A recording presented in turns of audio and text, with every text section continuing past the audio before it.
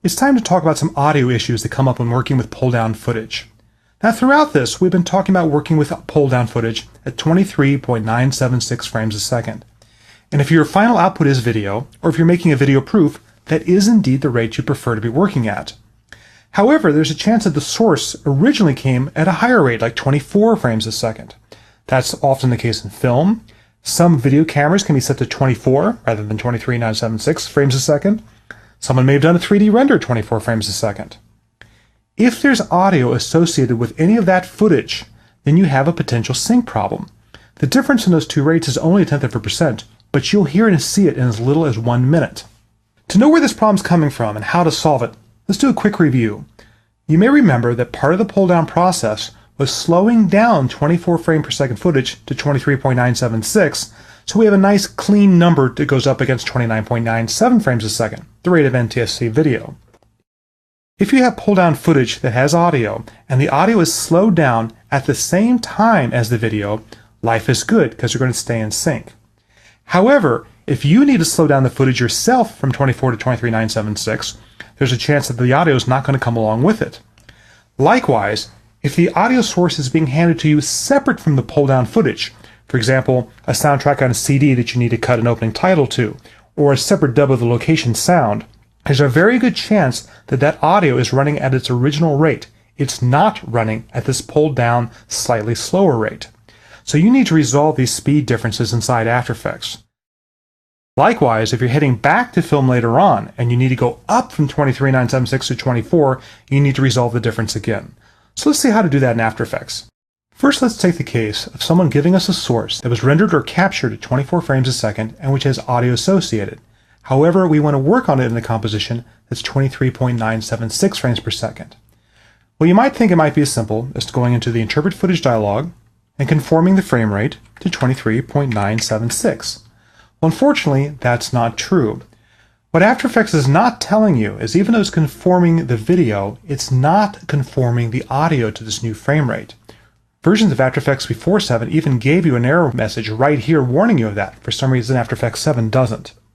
So you need to do two things to make this work properly. Go ahead and conform your footage, click OK, add your footage into your composition, but in your comp you need to now duplicate your footage and slow down just the audio. So let's duplicate the footage.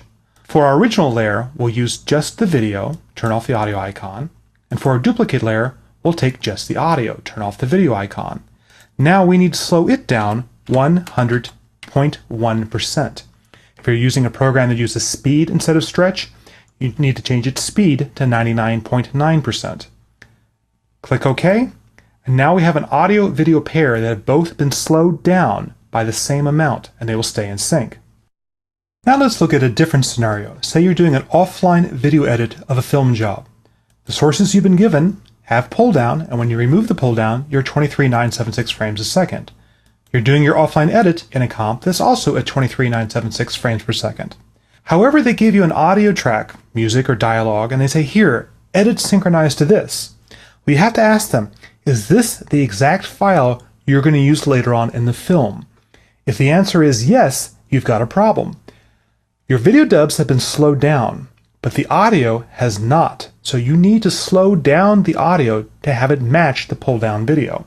Let's go ahead and open that composition, add our music to that comp, and then again, stretch it by 100.1%. If your program is based on speed, you would change the speed to 99.9%. Click OK, and you've now slowed down the music to match your slowed down pull-down video.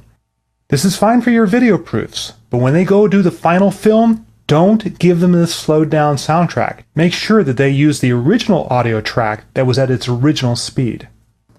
Finally, let's look at a scenario where you need to speed things up to a nice even number, such as 24 frames a second. This may come up, for example, if you have a flash video file, FLV, that needs to be embedded inside a SWF file, an SWF. SWFs don't support fractional rates like 23.976, so you're going to need to do everything at a nice even number like 24.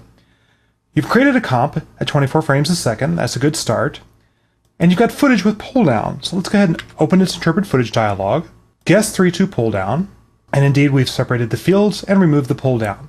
However, we have this fractional frame rate. so you're going to need to conform the frame rate up to 30 frames a second. And you'll see that will now make the effective frame rate 24.0 frames a second. However, just like our earlier scenarios, After Effects is not going to speed up your audio at the same time. And again, After Effects 7 doesn't warn you, at least earlier versions do print a warning right here that this won't happen. That's okay, we can do it ourselves. So click OK on that dialog, add our footage to our composition, and then again, let's make 2 copies of our footage. Duplicate.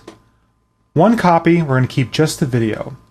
The second copy, we're going to keep just the audio. And in this case, we need to speed up the audio to match the new faster frame rate. In a program like After Effects that uses stretch, that's 99.9% stretch. In a program that uses speed, you want to enter 100.1%. Click OK, and now your audio and video will be at sync at this new rate of 24 frames a second rather than the original 23,976. Now so far, we've put a lot of effort in showing you how to handle footage items by themselves, and how to handle the audio and video components separately. For example, conforming the frame rate of the video, but then stretching the audio to get it to match the new frame rate. We've been doing this because we really want to hammer home that After Effects does not conform the audio when it conforms the video. And there are times when you need to handle them separately.